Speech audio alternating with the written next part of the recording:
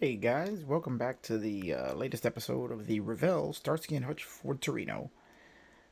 We are going to be looking at some of the extra detailing that I'm adding to this kit.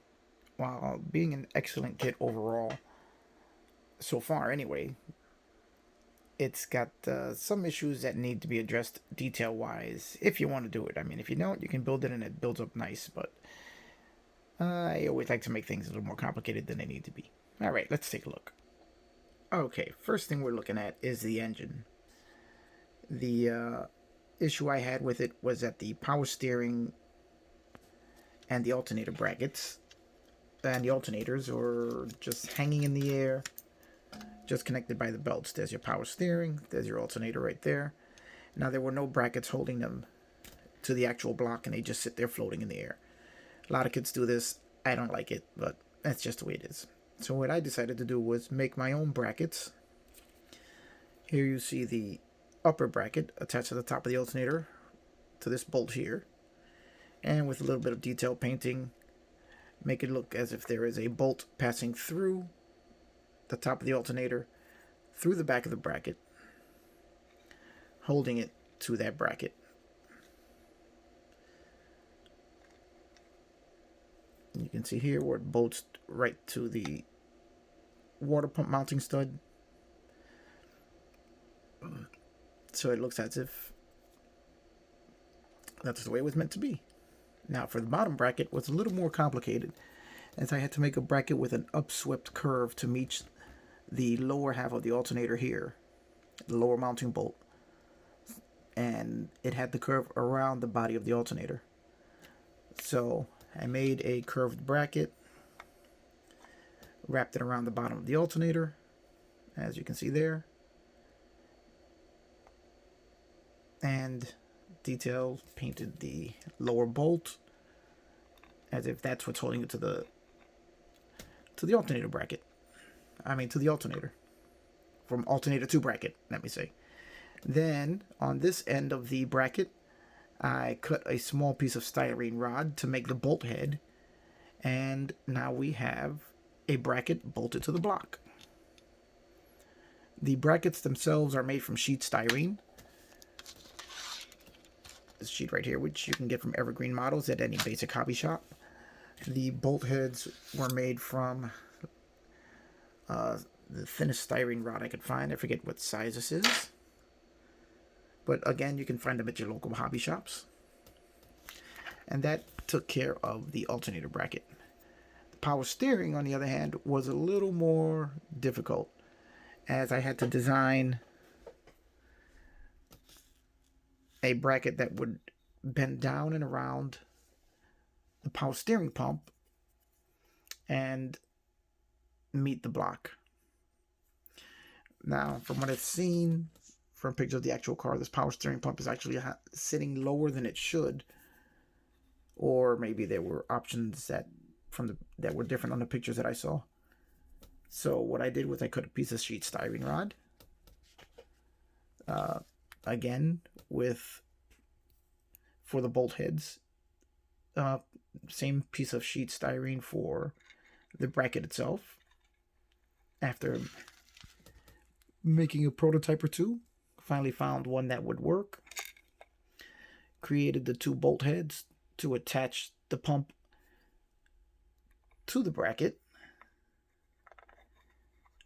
The one bolt head to attach the bracket to the block, and voila, we have our power steering pump bracket. Now, I drilled the holes in the power steering pump bracket to make it look as if it is a factory part, which may have been used in more than one car. So you would have adjustment holes for mounting and such. I know this may not be true to the real car, but it's something that I just really wanted to get done because I hate it when they're floating in the air. And I think it does add quite a bit to this model. And it looks a lot better than just having them hanging there.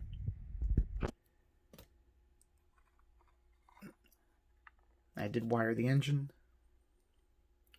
So I think that The engine is, I think it's a lot better with the extra detailing, even though it's excellent without it. All right, let's take a look at the chassis and the suspension. From what I've seen online, the chassis, the floor pan is painted body color, while the frame is black. So that's exactly what I did here. And then I added a little bit of subtle shading just to make it look not exactly new. A little bit of weathered, adding a little bit of shadowing to it. I think gives it a more realistic appearance. In the process of painting the fuel tank now. But I do believe this is very close to what was on the real car.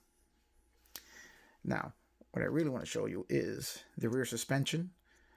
The suspension is basically the same as the front.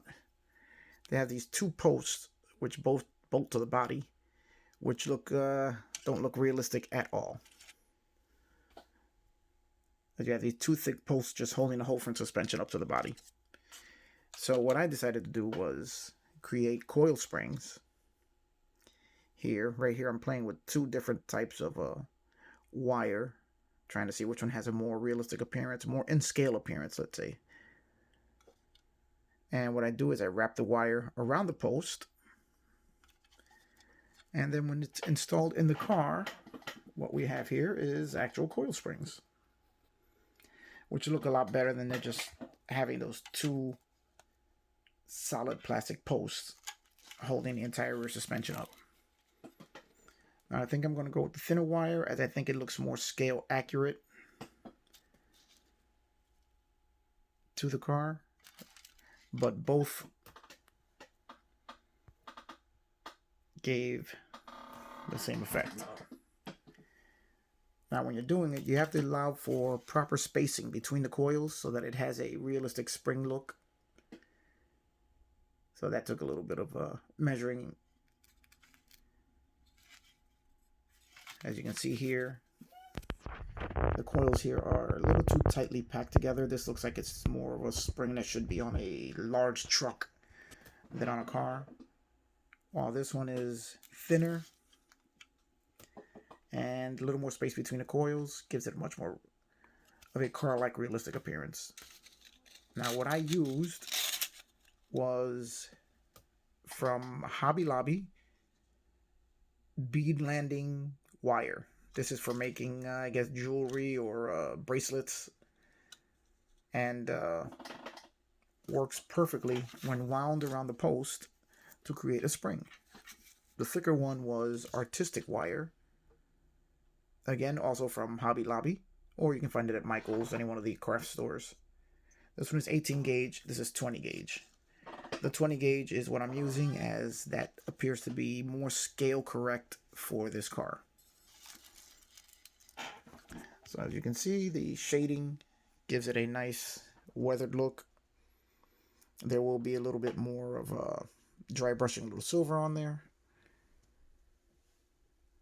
And I found as I was applying the red, the different shades of red, that a little bit got on the frame and give it almost a slight surface rust effect. And that was a happy accident. I like the way that looks, and I'm going to keep it there. So a little bit of dry brushing of some silver to simulate a little more wear, and the chassis will be done. Now, the same coil spring effect is going to be done on the front suspension.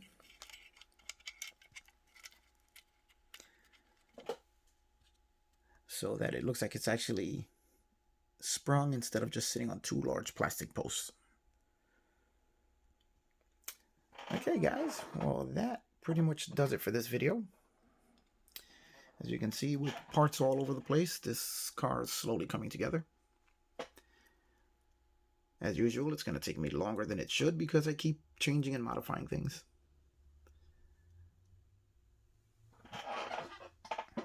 All right. Well, I guess I'll see you on the next episode.